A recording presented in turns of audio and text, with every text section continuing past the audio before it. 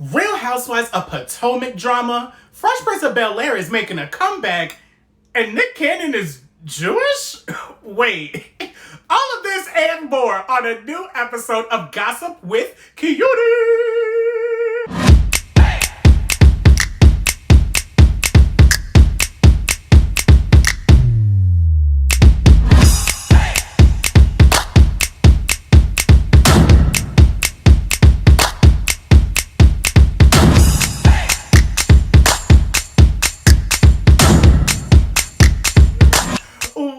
Honeybees, it's your girl, your Judy, your boy, Gabe, aka Cutie from Keeping It G, and I am back, honey, okay? A bitch is back from my self-care vacay, honey, okay? Thank you guys so much for staying with me and coming back to listen to the gossip and the tea that I got for y'all, honey, because it's steaming. Okay? Don't forget to like, subscribe, comment, click that notification bell for more videos and more tea with me, okay? Because I got it for you.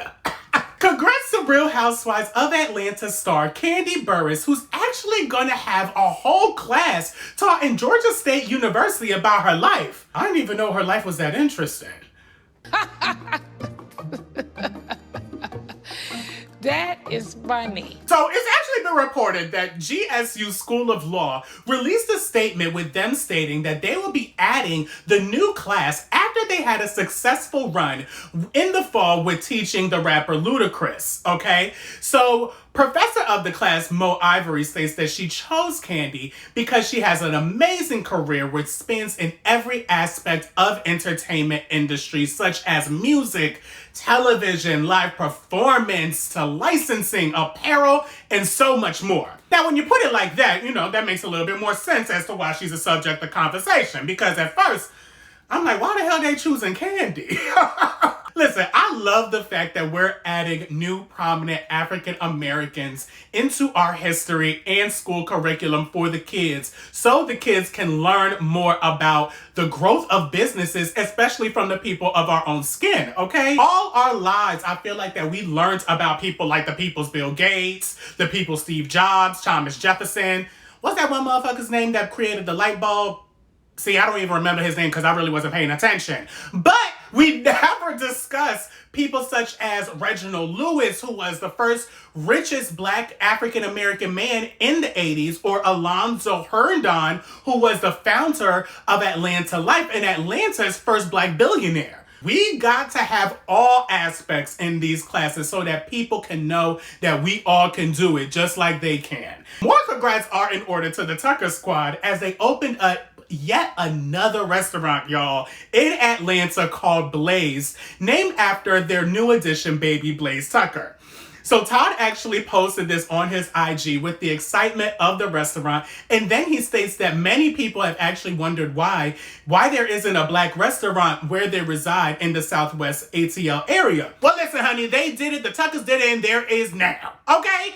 They also will be specializing in some of my favorite foods, steak and seafood. Nom nom. I always wanted to go to the OLG gang back on my birthday when I went to Atlanta, but my friend said the food wasn't that good, so we ain't end up going. But I still want to go, okay? I want to try this new restaurant too when I go back down there because that shit looks really cute, okay? Cute and bougie. And that's what Cutie is, honey, okay? Cute and bougie. Congrats to the fam on their generational wealth, honey, okay? More on Real Housewives news. Monique from the Real Housewives of Potomac and her husband took to her Instagram Live to speak on all of the allegations and basically discuss the real tea on why she fell out with Candice and who the real culprit is for all of this drama, y'all. So here's the tea. Take a sip. Basically, Monique has a friend who she didn't really want to say her name, but from what I gathered, everyone really knows who this person is. And basically, she's been running Monique's name through the mud and said that Monique had an abortion, she cheated on her husband, and so much more just for her to be on the show. Check this out for yourself, because you know we got receipts. Oh, God. When was that? That was in 2017. So I had a miscarriage.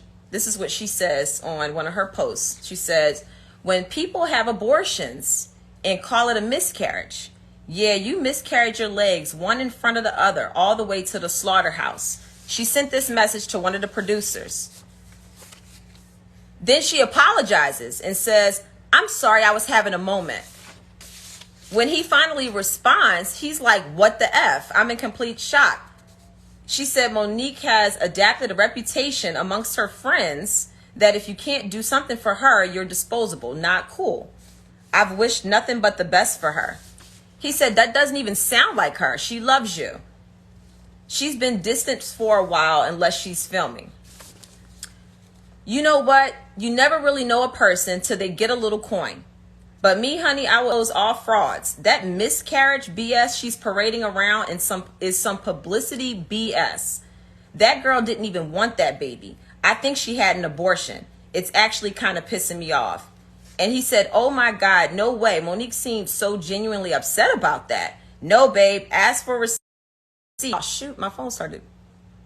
Dang, where did I leave off, y'all?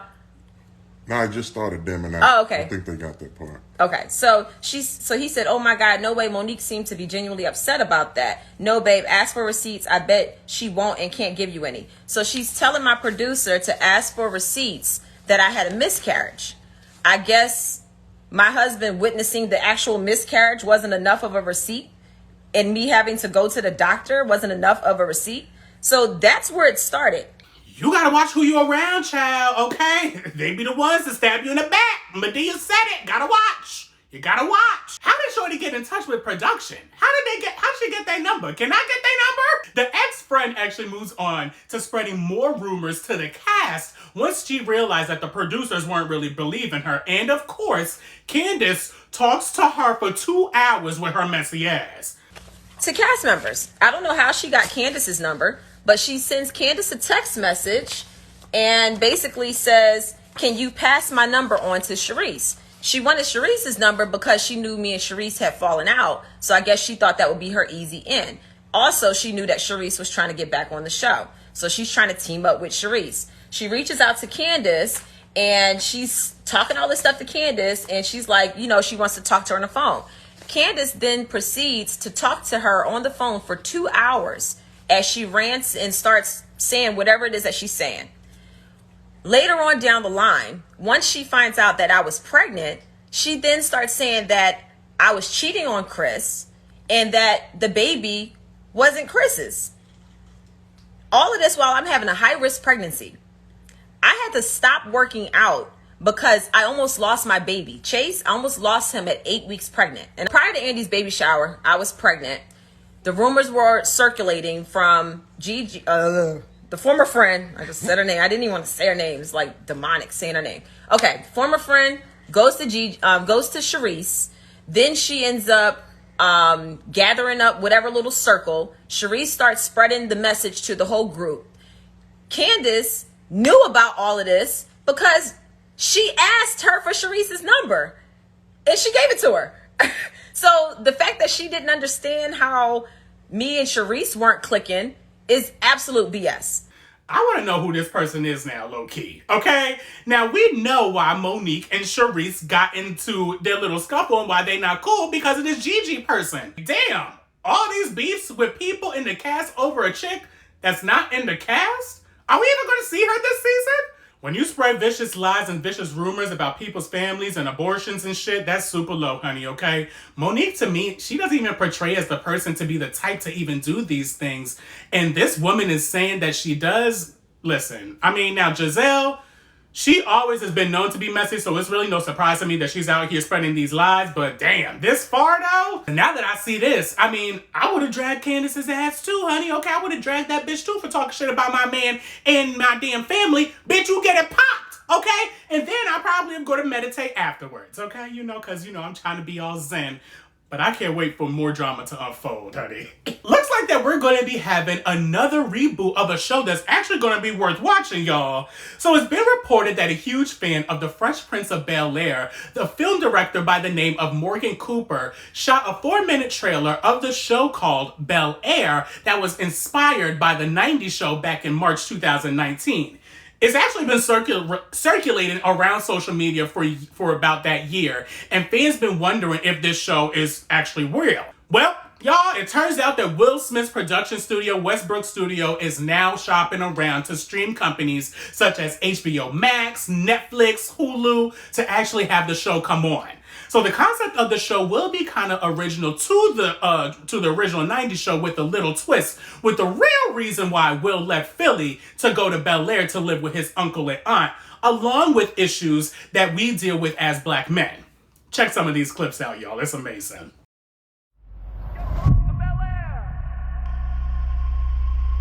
See, for some reason you think this is a game. This is not a game, Will. Look at you. Look at you. The only reason why you're not in jail is because Uncle Phil called in a favor.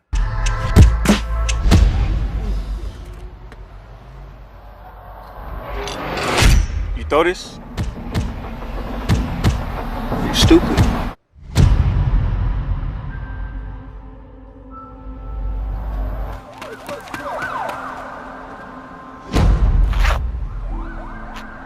You are carrying a gun on the streets to protect yourself?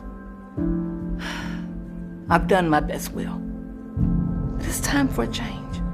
You're going to Bel-Air to live with your uncle and your auntie. Bel-Air, out of all places. This is a second chance, Will. This looks really, really good, y'all. I really want to watch this shit. Okay. Well, The Fresh Prince of Bel-Air was one of my favorite 90s shows, but it was definitely more focused as a comedy than a drama. So we really don't know the real reason why Will left Philly. Like, that nigga had to have done some real bullshit, okay? He had to really have done some shit for his mama to ship him to another state across the country. And we never knew what it was. With a twist like this, I'm sure with Will and the production team being involved, we actually really get a deeper story on Will's life. I just really want it to be on a really good streaming service because, you know, a bitch like me, I like that real raw shit, honey, okay? I want to see curse words. Well, not see, hear curse words. I want to see gunshot, blah, blah, blah. You know, I want to see sex, all that, okay? Real raw, okay? Now, while I'm here, it's been announced that our first African-American female, Kamala Harris, is being elected as a possible Democratic vice president of the United States. Our country still has some work to do, y'all, like arresting the police officers that killed Breonna Taylor, and the new information that actually has been announced that 20-year-old Black Lives Matter activist Tianna Arata has been reported to being arrested and facing up to 15 years just for protesting for our rights. Are you kidding me right now? A video's actually been circulating since July 21st that Tiana was actually arrested by the St. Louis Obispo Police Department after a protest went left. Stop! Stop! Get away from her! She is not resisting! Let her go! She's not resisting! You cannot what requesting her for! Get off! Let her go! Hey! Tiana, who was actually the organizer of the protest, spoke to the chief of police before the event to assure them that this is actually going to be a peaceful protest. Unfortunately, that's not what happened. Okay, it took a little bad turn where more than 300 activists were present and protesters went on the highways and some of them assaulted a passenger along with a 4-year-old child in the car. Now, listen, y'all, that shit's not cool. I'm not here for that. I'm here for protesting, but there is a way that we gotta do it, okay? Because Tiana was the organizer of this protest, she's been arrested and is facing up to 15 years in prison with 4 felony counts of false imprisonment, 1 count of felony conspiracy, and 3 misdemeanors. Social media is actually now posting Free Tiana Now to spread the news, and a petition has actually been created on change.org. I'm gonna put the link down in the description box in my bio, okay?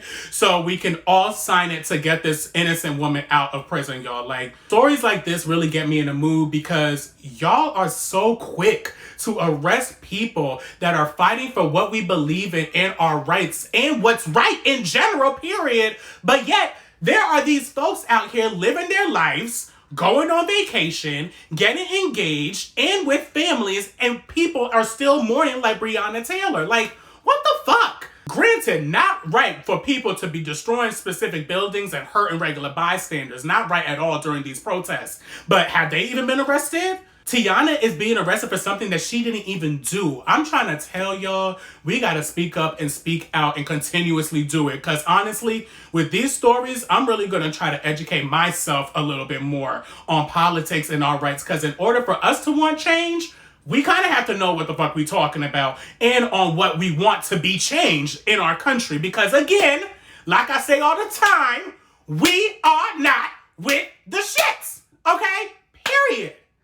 Child, let's get to Nick Cannon real quick, y'all. Why is this man saying that he is Jewish after the community came at his neck following the comments that he made on his podcast? So now your ass is Jewish, Nick? I just... Child. So it's been reported that Nick is speaking on the American Jewish Committee's online show, AJC Advocacy Everywhere, explaining to the host of the show that he just recently learned about his Hebrew roots after he done got fired by Viacom CBS and all of his shows done disappeared like Wild 'N Out. So he actually states that his mom has been calling him ever since then and explaining to him his family history, and he says that his great-granddaddy is a Spanish rabbi. So not only are you Jewish, you Spanish too? Don't even try to pull that motherfucking card with me. Okay. So that's gonna be it, y'all, with Gossip with Cutie. Make sure y'all like, subscribe, comment, and click that notification bell. Stay safe, y'all. Cutie. Oh!